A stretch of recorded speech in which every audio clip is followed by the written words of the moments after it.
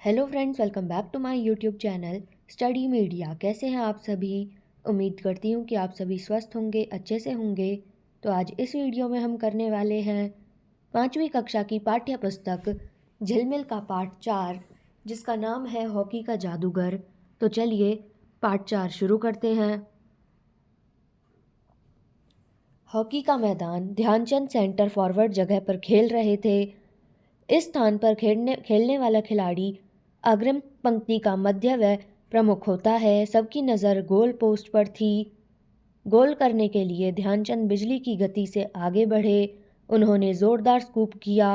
गेंद उठाने की इस कला में उनका जवाब न था, लेकिन यह क्या, गोल न हुआ। गेंद गोल पोस्ट से ऊपर से होती हुई बाहर निकल गई। आश्चर्य की गोल न हुआ। गोलकीपर, दूसरे खिलाड़ी व दर्शक सब अचंभित रह गए। ध्यानचंद के चेहरे पर अफसोस के भाव थे, लेकिन वे मैच खेल रहे थे। उन्हें शक हुआ कि गोलपोस्ट की ऊंचाई में कोई गलती है। मैच के बाद उनके आग्रह पर गोलपोस्ट नापा गया। उसकी ऊंचाई 3 इंच कम पाई गई। गोल न होने का राज खुल गया।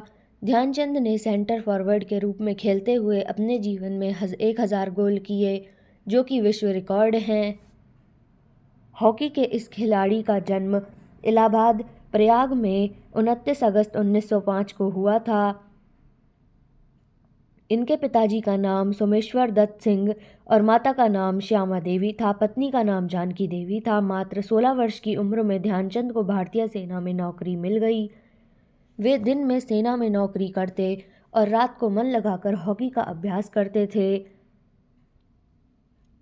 स्टिल और बॉल के साथ उनकी कलाकारी कमाल की थी। वे विपक्षी रक्षकों के बीच गेंद को अपनी स्टिक से चिपकाते हुए मछली की तरह फिसल जाते और गोल पर गोल करते। इनके प्रारंभिक प्रशिक्षक सूबेदार मेजर वाले तिवारी ने इन्हें हॉकी के कई महत्वपूर्ण गुर सिखाए। इनके बचपन का नाम ध्यान सिंह था, लेकिन सेना के अधिकारियों ने प्यार से इनका नाम ध्यानचंद रख दिया। खेल में उपलब्धियों के कारण सन 1947 के बाद मेजर के रूप में इनको पदोन्नति दी गई। सन 1936 को बर्लिन के ओलंपिक में ध्यानचंद की कप्तानी में भारतीय हॉकी टीम ने जर्मनी को उसके घर में 8-1 से करारी शिकस्त देकर स्वर्ण पदक जीता। फाइनल देखने के लिए स्टेडियम में जर्मन तानाशाह एडोल्फ हिटलर भी मौजूद थे। विजेता टीम को उनके हाथों से स्वर्ण पदक दिए जाने थे, लेकिन जर्मनी की हार से वे इतने गुस्से में थे कि खेल समाप्त होने से पहले ही स्टेडियम छोड़कर चले गए।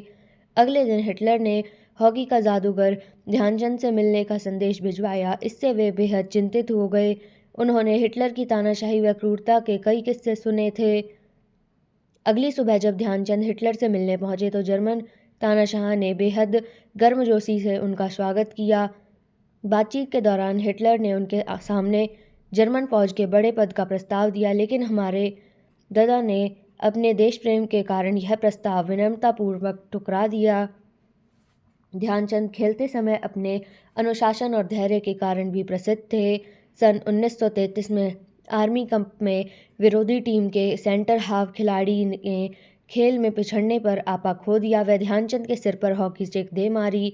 घायल ध्यानचंद ने मैदान के बाहर जाकर घाव पर पट्टी करवाई। वह खेल भावना का परिचय देते हुए पुनः मैदान में उतरे। तत्पश्चात विपक्षी टीम पर ताबड़तोड़ 6 गोल करके खेल के उच्च कौशल में से अपना बदला लिया। अपने परिवार और खेल प्रेमियों के बीच ध्यानचंद दत्ता ने नाम से प्रसिद्ध थे। विदेशों में भी वे अत्यंत लोकप्रिय थे। क्रिकेट के भगवान कहे जाने वाले ऑस्ट्रेलियाई बल्लेबाज जॉन ब्रैडमैन ने एक बार कहा था, मिस्टर ध्यानचंद, जिस तरह से क्रिकेट में रन बनाते हैं आप वैसे ही हॉकी में गोल करते हो। ऑस्ट्रेलिया मानता है कि ध्यानचंद दैवी प्रतिभा के धनी थे, क्योंकि 2 हाथ से इतने गोल संभव नहीं है। ऑस्ट्रेलिया की राजधानी विनया के एक क्लब में ध्यानचंद की 4 हाथ वाली मूर्ति स्थापित की गई है, जिसमें उनके चारों हाथों में हॉकी स्टिक है। कई बार विपक्षी टीमों ने उनकी स्टिक को तोड़कर देखा कि उसमें चुंबक आदि तो नहीं लग रहा है, जिसके कारण वे दनादन गोल करते रहते हैं। उनको लोग ठीक है हॉकी का जादूगर कहते हैं। सन 1932 के लॉस एंजलिस ओलंपिक में भारत ने अमेरिका को 24-1 से हराया, जो एक विश्व रिकॉर्ड है। उस मैच में ध्यानचंद ने 8 और उनके छोटे भाई रूप सिंह ने 10 गोल किए थे। ओलंपिक दुनिया की सर्वश्रेष्ठ खेल प्रतियोगिता है। इसका आयोजन प्रति 4 वर्ष बाद होता है। सन 1956 में ध्यानचंद का पद्म भूषण से सम्मानित किया गया था। सन 1972 के म्यूनिख ओलंपिक में विशेष अतिथि के रूप में ध्यानचंद को आमंत्रित किया गया, लेकिन आर्थिक स्थिति सही नहीं होने की वजह से वह सम्मान प्राप्त करने नहीं पहुंच सके। भारत सरकार ने ध्यानचंद के सम्मान में डाक के टिकट भी जारी किया है। उनके जन्म दिवस 29 अगस्त को प्रतिवर्ष राष्ट्रीय खेल दिवस के रूप में आयोजित किया जाता है। भारत के राष्ट्रीय खेल हॉकी का गौरव ध्यानचंद के परिवार से भी खूब बढ़ाया है। उनके पुत्र अशोक कुमार ने सन 1975 के विश्व कप में गोल करके भारत को हॉकी के विश्व विजेता बनाया था। हॉकी से संन्यास के बाद ध्यानचंद को विदेशों से कई अच्छे प्रस्ताव आए थे, लेकिन उन्होंने धन के लिए नहीं देश छोड़ा। उन्होंने राष्ट्रीय खेल संस्थान पटियाला में ही प्रशिक्षण के रूप में कार्य किया। 3 दिसंबर 1979 को दिल्ली से एक अस्पताल में हॉकी के इस जादूगर का निधन हुआ था। मेजर ध्यानचंद ने झांसी के हीरो ग्राउंड पर हॉकी खेलना शुरू किया था। इनका अंतिम संस्कार भी इसी हीरो ग्राउंड पर हुआ था। अब हम करते हैं इसके शब्दार्थ।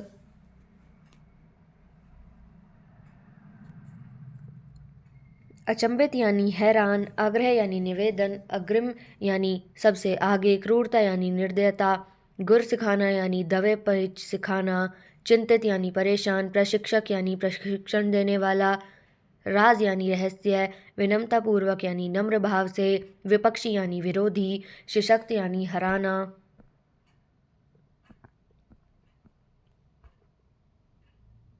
अब हम करते हैं पाठ का सार। ध्यानचंद सेंटर फॉरवर्ड की जगह हॉकी के मैदान में खेल रहे थे। वे तेजी से आगे बढ़ रहे थे। उन्होंने गेंद को ऊपर की तरफ उठाने के लिए जोरदार स्कूप किया। गेंद गोल पोस्ट के ऊपर होकर निकल गई। गोल नहीं हुआ। सभी को हैरानी हुई क्योंकि ध्यानचंद का इसका दुख हुआ। उन्हें शक हुआ कि कुछ तो गोल पोस्ट में अवश्य गलती है। मैच के बाद जब गोल पोस्ट को मापा गया तो उसकी ऊंचाई 3 इंच कम पाई गई थी। सेंटर फॉरवर्ड के रूप में खेलते हुए ध्यानचंद ने अपने जीवन काल में 1000 गोल किए थे। यह विश्व रिकॉर्ड है। ध्यानचंद का जन्म 29 अगस्त 1905 में इलाहाबाद के में पिता सोमेश्वर दत्त और माता श्यामा देवी के घर हुआ था। इनकी पत्नी का नाम जानकी देवी था। ध्यानचंद ने केवल 16 वर्ष की आयु में ही भारतीय सेना में नौकरी प्राप्त कर ली थी। वे दिन में सेना की नौकरी करते थे और रात को हॉकी खेलते थे। वे इतनी कुशलता से खेलते थे कि गेंद उनकी स्टिक से चिपक ही जाती थी और वे मछली की तरह फिसलते हुए गोल पर गोल करते जाते थे। इनके प्रशिक्षक सूबेदार मेजर बल्ले तिवारी थे। ध्यानचंद को खेल के प्राप्त उपलब्धियों के कारण सन 1947 में मेजर के पद पर प्रदान किया गया था। सन 1943 में बर्लिन ओलंपिक के ध्यानचंद ने भारतीय हॉकी टीम में कप्तान के रूप में हिस्सा लेकर जर्मनी को 8-1 से हरा दिया था। उस मैच को जर्मन तानाशाह एडोल्फ हिटलर ने भी देखा था और उसी ने टीम को स्वर्ण पदक देने थे, लेकिन अपने देश को हारा हुआ देखकर वे वहां से चले गए थे। अगले दिन हिटलर ने ध्यानचंद को अपने पास बुलाया। उन्हें इस जर्मन सेना में एक बड़े पद पर प्रस्ताव दिया था, लेकिन इन्होंने उसे विनम्रतापूर्वक मना कर दिया था। ध्यानचंद अपने खेल में अनुशासन और धैर्य के लिए प्रसिद्ध थे। सन 1943 में आर्मी कप के लिए में खेलते समय विरोधी टीम के एक खिलाड़ी ने इनके सर पर हॉकी स्टिक मार दी थी। इन्होंने अपनी चोट पर पट्टी करवा ली थी। 6 गोल पर विपरीत विरोधी पक्ष से बदला ले लिया था। क्रिकेट में यदि ऑस्ट्रेलिया के बल्लेबाज डॉन ब्रैडमैन का भगवान कहा जाता था, तो वहाँ हॉकी के क्षेत्र में यही स्थान ध्यानचंद को दिया जाता था। वियंता के एक क्लब में उनकी 4 हाथ वाली मूर्ति भी लगी हुई है। विपक्षियों ने कई बार इनकी हॉकी स्टिक को तोड़ कर भी देखा था। कहीं उसमें चुंबक तो नहीं लगा हुआ, जिस कारण ये तेजी से गोल करते हैं। सन 1956 में ध्यानचंद को भारत सरकार ने पद्म भूषण से सम्मानित किया था। इनके सम्मान में डाक टिकट भी जारी कर दी थी।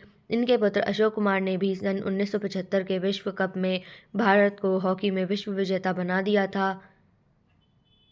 ध्यानचंद ने बाद में राष्ट्रीय खेल संस्थान पटियाला में प्रशिक्षक का कार्य किया था। इनका देहांत 3 दिसंबर सन 1979 में दिल्ली में होगा था। इनका अंतिम संस्कार झांसी के उसी हीरो ग्राउंड पर किया गया था जहां इन्होंने हॉकी खेलना शुरू किया था।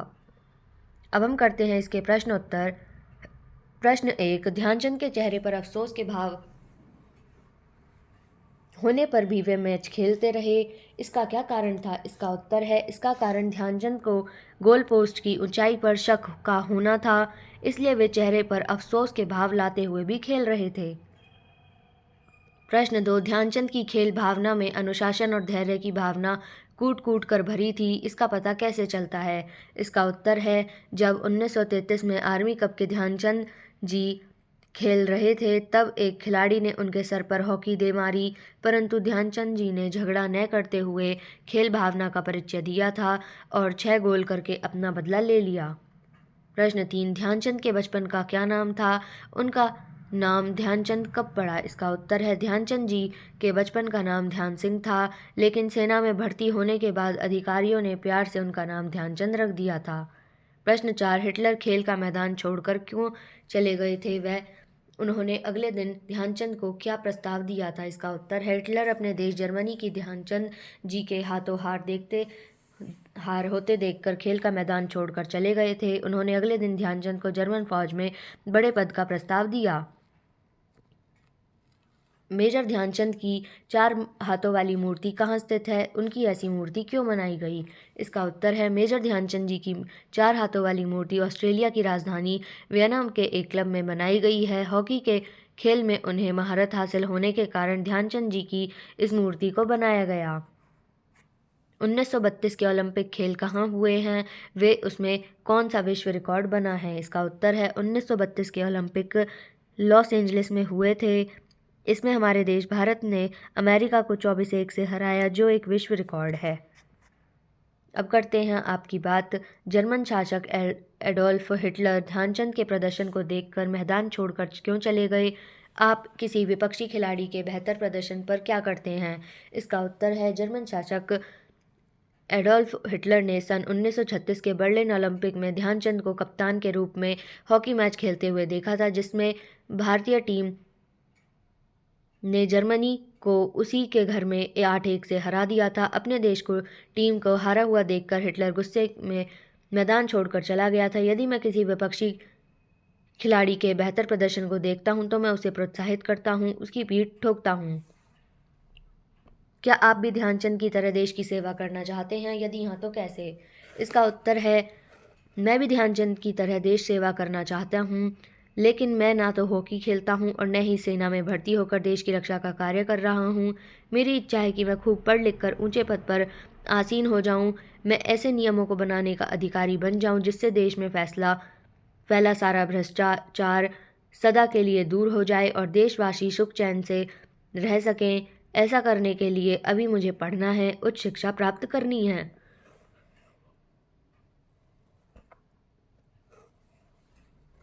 शारीरिक, मानसिक और बौद्धिक विकास को बनाए रखने के लिए हमारे जीवन में खेल महत्वपूर्ण भूमिका निभाते हैं। बताइए आप कौन कौन से खेल खेलते हैं? इसका उत्तर है, निश्चित रूप से हमारे जीवन में खेल अति महत्वपूर्ण भूमिका निभाते हैं, लेकिन आधुनिक शिक्षा पद्धति में किताबों के ढेर हमारे खेल कूद के लिए उचित समय नहीं देते।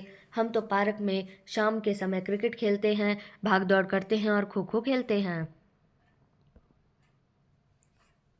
फिर अगले प्रश्न है, कौन से खेल के खिलाड़ी को भारत रत्न से सम्मानित किया गया है? खिलाड़ी का नाम बताइए।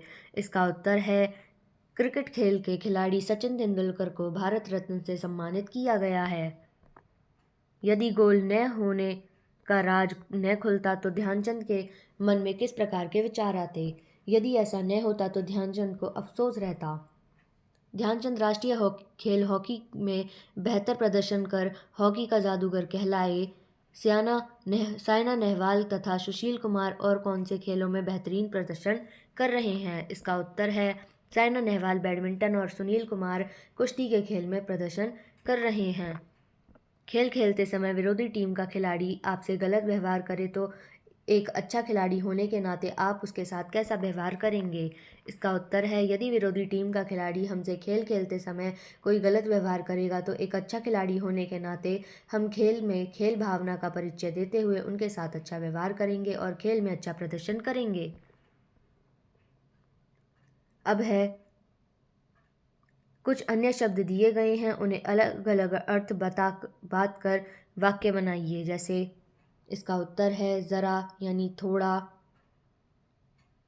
मुझे ज़रा खाना दे दो, ज़रा बुढ़ापा, मुझे ज़रा बुढ़ापे में थकान महसूस होगी, नाज यानी गांव, मैं भारतीय हूँ, मुझे गर्व, मैं भारतीय हूँ, मुझे इसका नाज है। नाज यानी अन्न, किसान खेतों में नाज पैदा करते हैं। गज यानी हाथी, हाथी बहुत बड़ा होता है। गज यानी लंबाई का एक माप, गज से हम कोई भी चीज़ नाप सकते हैं। सजा यानी दंड, राम को सजा हुई, सजा यानी सजाना। शाम का घर कितना सजा है। राज खुल जाना एक मुहावरा है जिसका अर्थ है भेद खुलना। नीचे कुछ मुहावरे दिए गए हैं, उनके अर्थ लिखकर वाक्य के में प्रयुक्त करिए। जैसे मछली की तरह फिसलना यानी बहुत चिकना होना, बहुत चंचल होना। अरे ज़रा ठहरो, तुम तो मछली की तरह फिसलते ही जा रहे हो।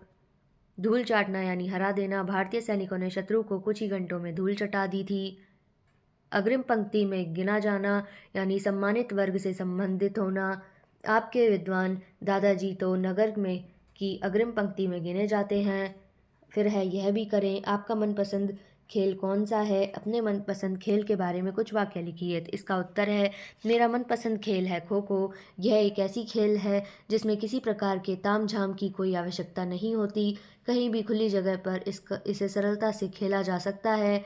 इस खेल को खेलते समय शरीर को भरपूर व्यायाम हो जाता है, सारा शरीर पसीने से तरबतर हो जाता है। खेलने के बाद अच्छी भूख लगती है। इस खेल में बेईमानी की कोई जगह नहीं है। सब खिलाड़ियों और दर्शकों के सामने ही होता है। जब तक आपका मन हो तब तक आप इस खेल को खेल सकते हो। अब हम करते हैं इसके बहुविकल्पीय प्रश्न उत्तर। प्रश्न 1, हमारा राष्ट्रीय खेल कौन सा है? इसका उत्तर है ऑप्शन डी सी। प्रश्न 2, हॉकी का राष्ट्रीय खेल का दर्जा कब मिला? इसका उत्तर है ऑप्शन ए। प्रश्न 3, भारत सैनिकों के दल को जिस प्रकार फौज कहते हैं उसी प्रकार खिलाड़ियों के समूह को क्या कहते हैं? इसका उत्तर है ऑप्शन बी। ध्यानचंद ने किस खेल के जादूगर थे? इसका उत्तर है ऑप्शन डी। प्रश्न 5, ध्यानचंद हॉकी के खेल में किस जगह से खेला करते थे? इसका उत्तर है ऑप्शन बी। गोल न होने पर गोल पोस्ट की जब ऊंचाई मापी गई तो उसकी ऊंचाई कितनी कम थी? इसका उत्तर है ऑप्शन सी। ध्यानचंद ने सेंटर फॉरवर्ड खेलते हुए कितने गोल करने का विश्व रिकॉर्ड बनाया है? इसका उत्तर है ऑप्शन ए। प्रश्न 8, ध्यानचंद का जन्म इलाहाबाद में हुआ था। इलाहाबाद का दूसरा नाम डैश भी है। इसका उत्तर है ऑप्शन डी। हॉकी के जादूगर का पूरा नाम क्या है? इसका उत्तर है ऑप्शन सी। अगला प्रश्न, ध्यानचंद की माता का नाम था। इसका उत्तर है ऑप्शन डी। अगला प्रश्न, ध्यानचंद ने कौन से वर्ष में फौज की नौकरी शुरू की? इसका उत्तर है ऑप्शन बी। मेजर ध्यानचंद के प्रारंभिक प्रशिक्षक जिन्होंने उन्हें हॉकी के कई महत्वपूर्ण गुण सिखाए थे? इसका उत्तर है ऑप्शन सी। अगला प्रश्न, डॉन ब्रैडमैन का संबंध किस खेल से था? इसका उत्तर है ऑप्शन सी। हॉकी के खेल में कितने खिलाड़ी होते थे? इसका उत्तर है ऑप्शन डी। तो यहाँ पे वीडियो ख़त्म होती है। अगली वीडियो में मैं आपको पार्ट 5 नदी यहाँ पर करवाऊँगी। तो ये वीडियो आपको कैसी लगी मुझे कमेंट करके ज़रूर बताएं। वीडियो को लाइक करें, शेयर करें और चैनल को सब्सक्राइब करना ना भूलें। Thank you.